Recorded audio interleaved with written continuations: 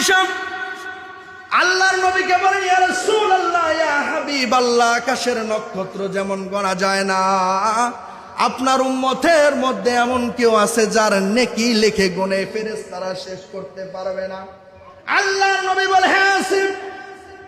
আম্মা জান আয়েশার জবাবে রাহমাতুল লিল আলামিন বলেন, সেটা হলো আমার উমর। আকাশের নক্ষত্র যেমন গুনে শেষ করা যায় না, আমার উম্মতের উমরের আমল ফেরেশতারা গুনে শেষ করতে পারবে না। বলেন সুবহানাল্লাহ। আম্মা জান আয়েশার মনটা একটু খারাপ হয়ে গেছে, মনে করছে তার আব্বার নাম বলবে, আল্লাহ রাসূল আবু বকরের কথা বলবে, কারণ আবু বকর আর আল্লাহ রাসূল তো ছোটবেলার বন্ধু। আম্মা জান আয়েশা বইলেই ফেলাইছেন যে, ইয়া রাসূলুল্লাহ, তাহলে আমার আব্বা কি কিছুই না, মানে বাপের কথা বইলেই ফেলাইছেন। ইয়া রাসূলুল্লাহ, ইয়া হাবিবাল্লাহ, তাহলে আমার আব্বা আবু বকর কি কিছুই না? আল্লাহর রাসূল সুন্দরভাবে আম্মা জান আয়েশাকে বলে, আয়েশা, আমার আবু বকরের কথা কি বলো?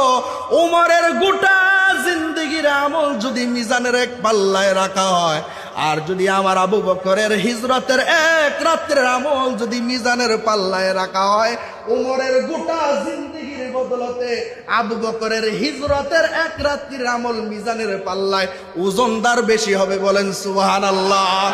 হযরতে আবু বকর, এই ওমর আবু বকরের কাছে এসে কান্না করে, আমার গোটা জিন্দেগির আমল দিয়া দিব, হিজরতের এক রাত্রে আমল দাও।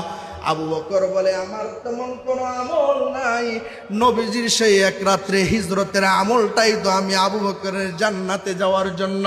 আল্লাহর রাসূল আশারায়ে মুবাশশারা যে 10 জন সাহাবীর নাম ঘোষণা করেছেন, সেই 10 জনের মধ্যে সর্বপ্রথম এই সিদ্দিক আকবর আবু বকর সিদ্দিক রাদিয়াল্লাহু তাআলা আনহু। বলেন সুবহানাল্লাহ। 10 জনের মধ্যে আবু বকর প্রথম 1 নাম্বার সিরিয়ালের সাহাবী, 1 নাম্বার। এই জন্য ভাইরা আমার, এই আমলের মাসগুলোতে নিজের জিন্দেগিটাকে আমলের দ্বারা পরিবর্তন করেন, মুহাম্মদুর রাসূলুল্লাহর গোলাম হয়ে যান, নবীর সুন্নতের অনুকরণ করে নিজের জীবনের পরিবর্তন আনে। মনে করেন এই যে সকালে ঘুম থেকে উঠতে দেরি হয়েছে, জোহর থেকে নামাজ ধর্ম আর সারমু না, দেখতে দেখতে কাজের ফাঁকে জোহর চলে যায়, জোহরের পরে চিন্তা করে আসরের পরে মাগরিব, মাগরিবের পরে এশা, দেখতে দেখতে সময় চলে যাবে রাতের আধারে, স্ত্রী ছেলে সন্তান সবাই ঘুমায় আছে, এমন সময় আজরাইল এসে ঘরের দরওয়াজায় রানা দিবে, সেদিন আপনার অবস্থাটা কেমন হবে?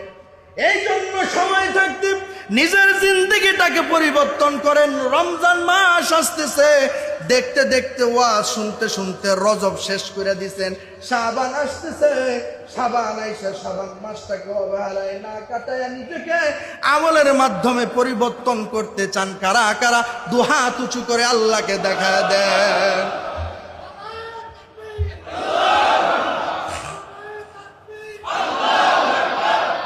ভাইরা আমার, এই জন্য নিজেকে আমলের দ্বারা পরিবর্তন করে এই জিন্দেগি সবসময় প্রতি জুমায় আমলের কথাই বলি।